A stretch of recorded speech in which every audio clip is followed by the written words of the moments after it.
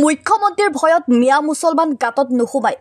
সব মিয়া তাৰ ভয়ত কিয় গাঁতত সোমাব? কি কাৰণত সোমাব? মুখ্যমন্ত্ৰীৰ চকীখনত হিমন্ত বিশ্ব শৰ্মা আজি আছে, কাইলৈ নাই। তেওঁ কোন হয়? অসমৰ মুখ্যমন্ত্ৰী আজি আছে, এই চকীত ইমান দপদপনি আছে। কালি যেতিয়া তৰুণ গগৈৰ নিচিনা অফিচ চকীটো নাইকিয়া হৈ যাব, প্ৰফুল্ল মহন্তৰ নিচিনা চকীটো নাই হৈ যাব, তেতিয়া তেখেতৰ দপদপনি ইয়াত খাটিব নেকি? মুখ্যমন্ত্ৰীৰ বিৰুদ্ধে সোচ্চাৰ নগাঁৱৰ ৰূপহীহাট সমষ্টিৰ প্ৰাক্তন বিধায়ক আব্দুল আজিজ। মুখ্যমন্ত্ৰীয়ে সাংসদ গৌৰৱ গগৈৰ বিৰুদ্ধে গঠন কৰা SIT তথা SITৰ প্ৰতিবেদন সন্দৰ্ভতো সৰব হ'ল প্ৰাক্তন বিধায়ক আব্দুল আজিজ। নগাঁৱৰ পৰা বিভূতি বৰাৰ ৰিপৰ্ট, লেংডন বাতৰি। খিলঞ্জীয়া মানুহ আজিয়েই নহয়, হেমন্ত বিশ্ব শৰ্মাৰ দিনত যে দপদপনি আছে, এইটো কথা মিছা কথা কৈছে। খিলঞ্জীয়া মানুহটো ষ্টাৰ্টিঙৰ পৰা আজিলৈকে বিগত কংগ্ৰেছ আমলেই হওক বা জনতাৰ আমলেই হওক, AGPৰ আমলেই হওক, AGPৰ আমলতেই হওক, কোন আমলত মানে আপোনাৰ সিহঁতৰ দপদপনি নাছিল? চব আমলতে আছে। আৰু তাৰ ভয়ত মানে মিয়া মানুহ হেৰিত সোমাইছে, গাঁতত সোমাইছে, এইটো কোৱা এজন মুখ্যমন্ত্ৰীৰ অনুচিত। এইটো তেখেতে ক'লে নহ'ব নহয়। সব মিয়া তাৰ ভয়ত কিয় গাঁতত সোমাব? কি কাৰণত সোমাব? তেওঁ কোন হয়? অসমৰ মুখ্যমন্ত্ৰী আজি আছে, এই চকীত ইমান দপদপনি আছে।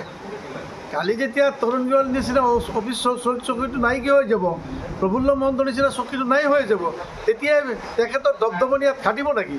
তেখেতে আজি যিবিলাক লেংগুৱেজ ব্যৱহাৰ কৰি আছে, যিবিলাক ৱাৰ্ডিং কৰি আছে, এটা জাতিৰ প্ৰতি যিটো ব্যৱহাৰ কৰি আছে, কালি এই চকীৰ পৰা যদি গুচি যায়, তেতিয়া এইবিলাক কথা নকয়। তেওঁৰ এটা উদ্দেশ্য হ'ল যে আকৌ কেনেকৈ অসমৰ মুখ্যমন্ত্ৰীটো হ'ব পৰা যায়, আৰু মানে সেইটোৰ কাৰণে তেওঁ হি কেন গ' টু এনি এক্সটেণ্ট, হি কেন গ' টু দ্য এনি এক্সটেণ্ট। অসমৰ বৰ্তমান মুখ্যমন্ত্ৰী পাৱাৰৰ কাৰণে চব ক'ব পাৰে, চব কৰিব পাৰে, নকৰা কোনো কথা নাই। যেনেকৈ তৰুণ গগৈৰ ল'ৰা গৌৰৱ গগৈৰ লগত লাগিলে, এতিয়া 10 ছেপ্টেম্বৰততো দেখিলোঁ মানুহটো ৰেডি হৈ আছিল, কি হয় কি হয়, কিন্তু এতিয়া দেখা গ'ল একোৱেই নহয়। এজন সাংসদৰ ওপৰত SIT গঠন কৰা যিটো প্ৰক্ৰিয়া, এইটো এই যিটো প্ৰক্ৰিয়া, এই প্ৰক্ৰিয়াটো সম্পৰ্কত কি ক'ব? শুনক, এই প্ৰক্ৰিয়াটো একচুৱেলি গৌৰৱ গগৈ সম্পৰ্কে SIT গঠন কৰিলে মোৰ মতে দেই, চেণ্ট্ৰেল গভৰ্ণমেণ্টে, হোম ডিপাৰ্টমেণ্টে এইটো পাৰিব, ডিফেন্স ডিপাৰ্টমেণ্টে পাৰিব, চেণ্ট্ৰেল কনচাৰ্ণ। আৰু মানে যেনে তেনে মানুহ নহয়তো।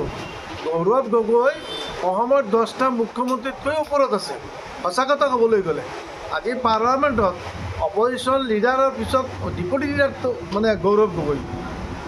তেখেতৰ সম্পৰ্কে মোৰ ভালো কোৱাৰ দৰকাৰ নাই, বেয়া কোৱাৰ দৰকাৰ নাই। He is not my man. I have nothing to say against him on behalf of him. Yes, because he is not my man, but he is a good parliamentarian. After independence from our state, only Gaurav Gogoi. We can proud about Mr. Gaurav Gogoi, though he belongs to Congress party. I am not a congressman, but as a man belong to this state. It is all concerned must know that Gaurav Gogoi is a first parliamentarian after independence from our state. গতিকে তেখেতৰ বিৰুদ্ধে এই SIT গঠন কৰা ষ্টেটে কৰিছে, এইটো মোৰ বোধেৰে মানে ষ্টেট গভৰ্ণমেণ্টে তেখেতৰ ওপৰত একশ্যন ল'বই নোৱাৰে নেকি? আৰু এইটো ডাইৰেক্টেড বাই ইউনিয়ন গভৰ্ণমেণ্ট। আজি SIT গঠন কৰি ডাইৰেক্ট যদি কিবা পাইছে, তেতিয়া তেখেতক যদি ক'ৰবাত সোমাই দিব লাগে, এইটো ইউনিয়ন গভৰ্ণমেণ্টৰ কনচাৰ্ণত হ'ব লাগিব। কিন্তু তেখেতে এইটো কেনেকৈ কি কৰিলে, মানুহক উদ্ভৱ বনাইছে। আৰু এতিয়াতো চাওক, মানুহ লাহে লাহে মুখ্যমন্ত্ৰী বিৰোধী পক্ষত স্থান কৰি আছে। আজি উজনি অসমৰ আজি কলিয়াবৰৰ পৰা যদি পূবফালে উজনি অসমত BJP খহি যায়, BJPটো ক্ষমতাত অহাৰ টান হৈ যাব। আৰু এনেকুৱা মানুহ এজন মুখ্যমন্ত্ৰী হৈছে, স্বাধীনতাৰ পিছত কিমান মুখ্যমন্ত্ৰী গ'ল, মানে এনেকুৱা মানে পাতল লেংগুৱেজ ব্যৱহাৰ কৰা মুখ্যমন্ত্ৰীটো আজিলৈকে হোৱা নাই অসমত। আৰু মিয়া তেওঁৰ ভয়ত কিয় গাঁতত সোমাব? আৰু মিয়াটো এটা দুটা নহয়, 1 কোটিৰ ওপৰত মিয়া কিমান গাঁতত সোমাব তাৰ ভয়ত? ইমান সহজ কথা নহয়। আৰু অসমৰ মিয়া মানুহৰ লগত অসমৰ গাইহুতিৰ মানুহ, অসমীয়া মানুহ আছে নহয়। অসমীয়া মানুহ অসমত যিমান দিনলৈকে থাকিব, অসমত মিয়াবিলাক সিমান দিনলৈকে জীয়াই থাকিব। এইটো কাৰো ৰাজনৈতিক ষড়যন্ত্ৰত মানে অসমীয়া মানুহ ভুল নাযায়। অসমীয়া জানে, অসমীয়াক কাষ্ট হিন্দুসকলে জানে, মেইন সুঁতিৰ মানুহবিলাকে জানে যে অসমত মিয়াসকলৰ অৱদান কোন কোন ক্ষেত্ৰত আছে।